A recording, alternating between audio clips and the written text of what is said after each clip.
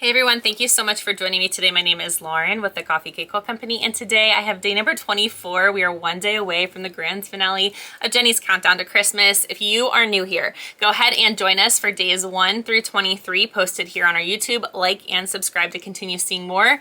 And without further ado, let's get into today's box. Here is what box number 24 looks like. Okay.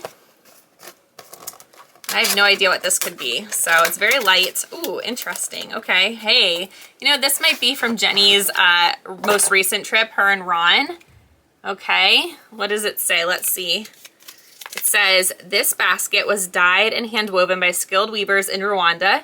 The weaving craft has been passed down from mother to daughter for many generations, preserving a rich legacy and bridging the past with the present. Through their craft, women are enabled to provide for their families and pave a brighter future for the next generation. Handmade in Rwanda, sourced by Ethic. Look at this, you guys. That is so nice. Seems like Jenny has made some connections over in Africa. This is really nice. What would you guys use this for?